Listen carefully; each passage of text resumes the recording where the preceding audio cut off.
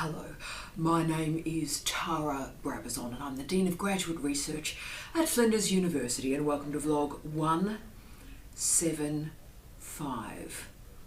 Why your supervisor does not give you feedback. Now this is one of the most oft requested vlogs and I am delivering it for you, but perhaps it's not the vlog you asked for. It's certainly perhaps not the vlog that you expect. And look, I understand the frustration, I understand the question, why does my supervisor not provide feedback? I understand that, and as I've told you in previous vlogs, I really understand that personally as well. My supervisor for my research master's degree did not come to a single meeting. Let me just state that again, did not come to a single meeting in 2 years. And in fact, I submitted my thesis and he wasn't even there at the submission to sign off the submission. And my PhD, my supervisor did not read a word of the thesis, even though from New Zealand I was sending him a completed, well-drafted chapter via post every 2 months. And it was costing me a fair amount of money I didn't have, but I was sending him the chapters. But he refused to sign off the thesis for examination because, yes, you've guessed it, he said he hadn't read those chapters and I had to send them again. So you can see I understand the frustration. I get the rage, I get the disappointment. I really understand that. And I know that supervisors can disconnect, they can be nasty with you, they can emote and express their frustration and not provide the type of feedback that you want, and yes, indeed, take too long. Tick, tick, tick. Absolutely, that's the case. I get that, but today's vlog's a little bit different. I wanted to provide the other side of the looking glass before you throw your supervisor down the rabbit hole. Because every now and again, about 1 in every 50 vlogs, I do a girlfriend, it's time to look in the mirror. And this is one of those vlogs today. Girlfriend, it's time to look in the mirror. And you might get a bit squeamish, you might not like what I have to say, but I am saying it for a reason. What I'm trying to do is explain to you how, best case scenario, you can frame yourself and frame your work so you can get feedback from your supervisor. This vlog emerged pretty well spontaneously. In the last 50 days, I've read as a supervisor, examiner or as dean 32 PhD theses. So I've had a pretty intense infusion in the doctoral space. And look, my eyes are a little bit tired, as you can see, and I do feel a bit like the coyote in Roadrunner, you know, that's just had like 100 tons put on his head. I do feel a bit like the coyote at the moment. But what I have had is this infusion of learning-led, teaching-led, supervision-led, examiner-led experience with what's going on in the doctoral space. So as I was doing this work, I was taking notes and I thought I'd share some of those notes with you today. This is a vlog of intervention to you, to our PhD students, to our research masters students. So I'm asking you if you are enacting behaviours that render the delivery of feedback more difficult. Let's see how we go. Now, I'm not criticising you here, but what I am going to do is try and provide a sense as the supervisor is thinking about you and feedback. Okay, so I'm going to be really honest, as I always am with you. Let me tell you how it feels. And maybe then you might understand how you can create the context and the environment and make the decisions to enable feedback easier for your supervisor. So let's do this together as a family. So why does your supervisor not provide feedback? 1, you miss a deadline. You know the drill. You tell your supervisor that a chapter or a bit of writing or indeed the entire thesis is going to be delivered on a particular day and a particular time. And you miss that particular time and that particular day. And you might think, oh, right, well, no big deal. I've missed deadlines before and look, the supervisor doesn't have to do the work so they can do something else. Wrong. Wrong, wrong, wrong, wrong, wrong. Your supervisor is scheduled, heavily scheduled.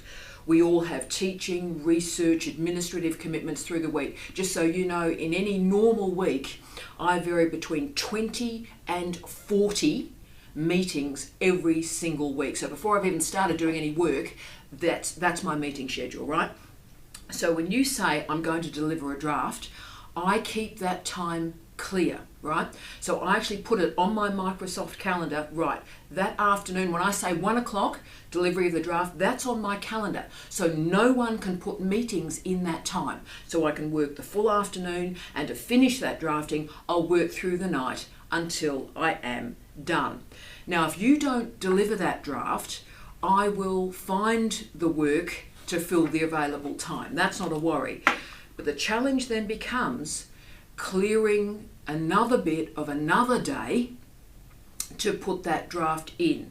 So if you miss a deadline and then you submit the work for review and you're unhappy with the time it takes to deliver that draft to you, can you see how that's happening? You see how that's emerging? Your supervisor had to already move work around to get that first deadline. So meetings had to be put off into other times. So then there is less time available. You then deliver a draft and they haven't got that level of flexibility to be able to insert in the drafting time. 2, you disappear for days, weeks, or months.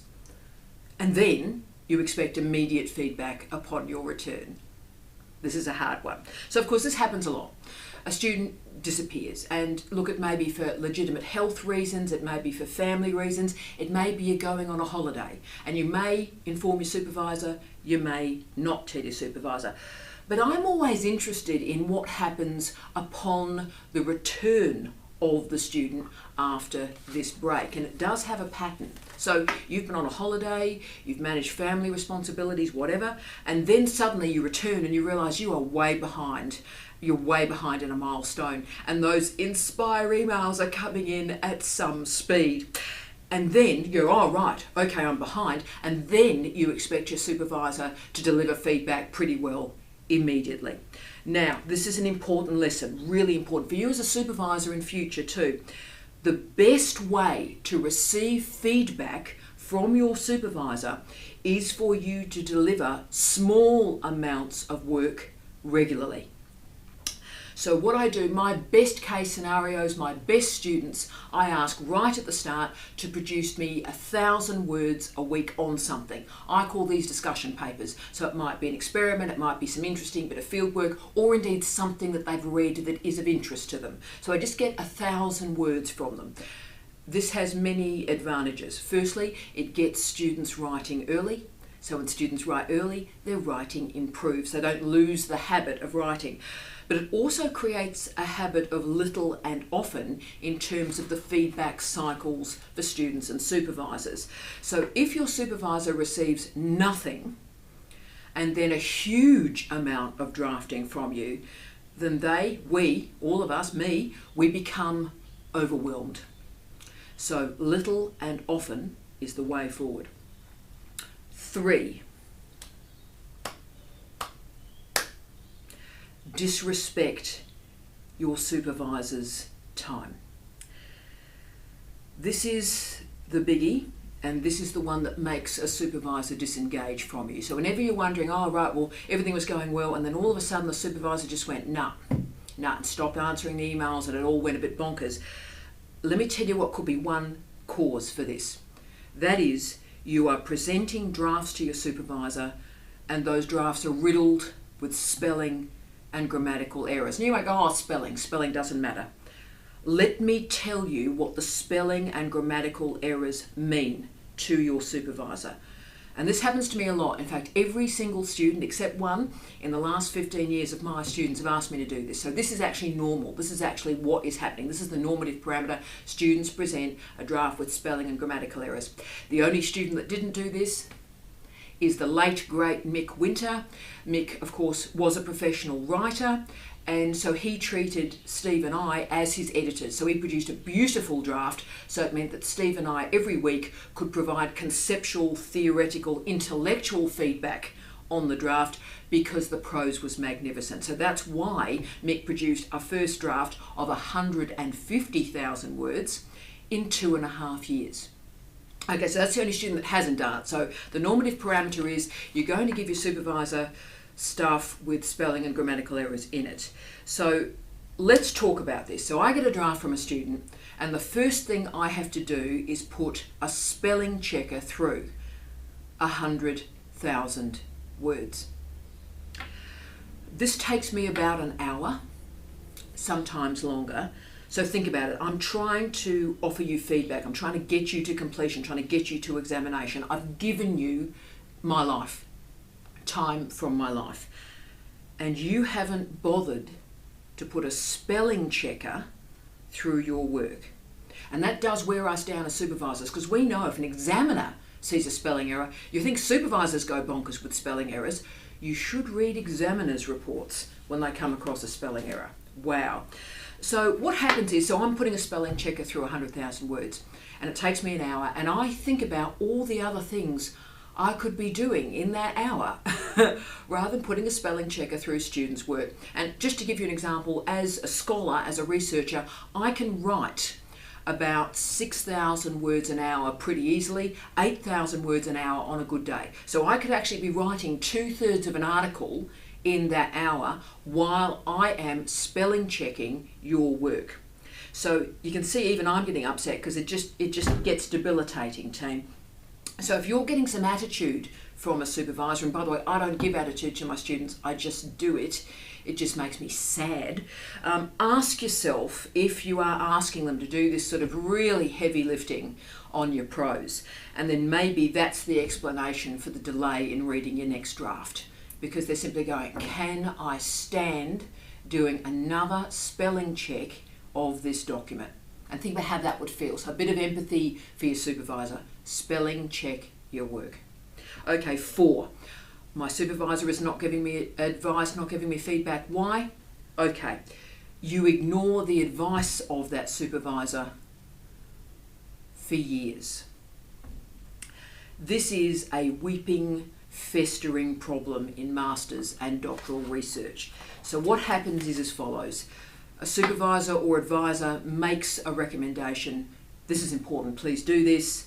The student ignores it day after day, week after week, month after month, year after year. So the supervisor is giving you this advice because they know it's a deal breaker. They know if you don't make that change and it goes to an examiner, the examiner is going to fail it. We know that. And we know the problem needs to be removed before it can go to examiner. But week after week, month after month, year after year, this problem sits in your draft. It sits in your research. So every time we read your work, we make the same comment about that flaw or problem. Now, supervisors have lots of different responses to this issue because it is, again, very common. And I've done all sorts of things through my career, but I've now reached the point where when I realise, I'm making the same comment, draft after draft after draft, I now state, and I know it's hard, I'm not going to read another draft of this thesis or this chapter or this piece until this issue is resolved. Now, I know that's hard on the student, and she was like, why is my supervisor not giving me feedback? Because I'm waiting for you to address this crucial problem so I can actually look at other stuff and stop stressing that this is the deal breaker in your research. So if your supervisor is offering you feedback and you don't take it for years, then expect the situation to get difficult. Now, if you disagree with the feedback from the supervisor, that's cool, that's brilliant. Raise that in a meeting and show the counter argument, and then make the counter argument in your thesis. Cool. 5, asking your supervisor to work harder than you are. These are sad cases. I've had about 3 students in my career where this has occurred. Sometimes a student is simply too busy to enrol in a PhD or a research master, so they're way overscheduled, and either they can add a PhD to an overfull cup. It's just not going to happen, yep. But sometimes, of course, the student just can't be bothered, and you never quite know which one, but the result is the same. Every now and again, a supervisor has a student and it's clear that we are working so much harder than that student, the student is doing basically all their work during the supervisory meeting. So little reading is being done, very basic writing is being done. So the proxies for this situation, so the supervisory behaviour that is a proxy for them working harder than the student, is as follows. Supervisors start finding readings for the student. So in other words, the student is not finding their own information, their own knowledge system, their own parameters, their own epistemology. They're not actually finding their own data.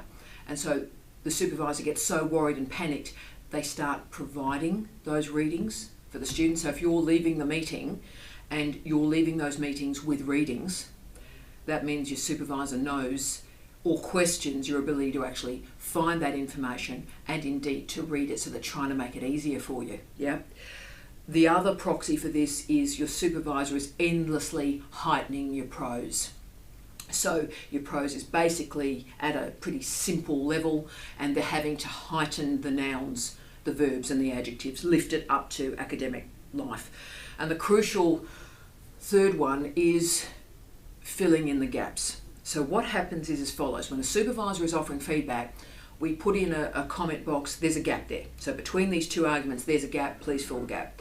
If the next time we read it, we go, fill the gap. We still go, yep, you need to, that's still there, you need to fill that gap. By about the third time, we'll go to Google Scholar and find the keywords to actually show you the literature to fill in the gap. So there we go, then there's a link, there's a comment box link. By about the fifth time, when you haven't clicked on that link or no readings there and the gap is still there, we perhaps write 2 or 3 paragraphs so we fill in the gap. And when we fill in the gap, that's often the crucial pivotal moment where the relationship falls apart, because it then becomes an ethical matter for the supervisor. Whose work is it? And at that point, that's when I see a lot of supervisors in this office, but also the supervisor starts to stop this behaviour and they stop giving the feedback because they need to see if the student can lift. They need to see if you, as a scholar, as a researcher, can actually do the work. Now, often the student can't respond. They say, the supervisor, stop giving me feedback. No, they've given you the space to see if you can do it. And if you can't, then at that point, the candidature ends. So as you can see, this is, and this does happen, an ethical situation for the supervisor. If it is becoming our thesis, then we have to stop the enabling behaviour, and that's when things really go wrong. 6, extraordinary expectations from the student. Now, I understand that so many of you out there, and you email me all the time, so many of you out there are waiting weeks, months, years to receive any feedback, and I pay that, I understand that, and that's not acceptable. But perhaps also some of you have some extraordinary expectations of your supervisor. You forget that they're actually human. And this has happened so frequently in my supervisory career that it has actually become funny. So what happens to me, and it happens so often, that it's just, this is the thing. So a student sends me a draft at 6 o'clock, 7 o'clock p.m, 6 o'clock, 7 o'clock, 8 o'clock, 11:30, 1 a.m. in the morning, and then they arrive at their meeting the next day and are disappointed that I haven't found the time to offer them feedback. Supervision is not a hotel dry cleaning service. You drop off your clothes, you go have a nice day at the shops, and when you return back to the hotel, there's the clothes magically laid out on your bed, all pristine and beautiful and clean and ironed. Supervision is not a dry cleaning service. You must never give your supervisor a draft the day before and think that they've got the flexibility to read it that night, because we don't. We do not have that flexibility. Those days are gone decades ago, team, decades ago. Remember, academics right now are heavily overscheduled. I have a bag that is full every night for work I have to do by the next day. So I take a bag home. On Fridays, I used to have a Friday folder that wonderful Lisa used to put together for me, a Friday folder that I'd work on during the weekend and return on Monday. Now I have a Friday box. I have a Friday box that I take home for work to do. So academics are heavily overscheduled. So if you're expecting feedback the next day, it's really not going to happen. You've got to give us time. 7. You are working conventional working weeks and demand that your supervisor works weekends. So if you've ever sent a draft on a Friday afternoon to a supervisor, you know what I'm talking about. Now, I do work all weekend. I've worked all weekend since I was 21 years of age. The last weekend I had off, which I remember because it was fantastic, was actually when I was 21. And that's the nature of academic life. You can worry about it, but you can just go, right, well, that's the deal. I can't do the jobs that I do without working all weekend. And the studies in the United Kingdom show that clearly academics are working 50 hours a week, 60 hours a week, 100 hours a week. This is not good. I do not recommend this. This stuff needs to change. But the work is heavily overscheduled at the moment. But this type of work team does something weird to us as supervisors. You know, working all weekend, every weekend. It does something weird to us as supervisors. It does something weird to us as people, I would suggest, when we're working every weekend. And particularly, I think, when we're seeing our students having a great time. So you give us a draft on Friday afternoon, and then you're having a lovely time with your family, or you're going to the films, or you're having a lovely time. You know, we see you out and about, right? Now, I understand that you want leisure time, and that's what I want for you. You must have leisure time. Academic life must change from this unproductive, really sick environment that we're currently in. Has to change. But remember, sometimes your supervisor wants to spend time with their family. They want to perhaps do an Outlander binge watch, or they want to walk through the Botanic Gardens. And you know what? They'll be a better supervisor if you let them have a weekend. And maybe they're going to be reading and doing their own research and their own writing, which of course freshens them up, lifts up, puts the emotions back into the well so that they're more resilient. So do monitor your expectations. Are you expecting your supervisor to work all weekend to deliver a draft to you? Try and remember, supervisors are people. I know it appears otherwise sometimes, but do remember that we are people, and sometimes we do need to sleep or read or write. And if you let your supervisors do that, they will be better supervisors. Okay, 8, huge. Students not understanding the genre of thesis writing. It does amaze me, always does, that a student thinks that they can produce a PhD thesis without having read a PhD. I recently read a thesis with no abstract, no introduction, no conclusion, and the references were listed as a chapter. So, chapter 7, references.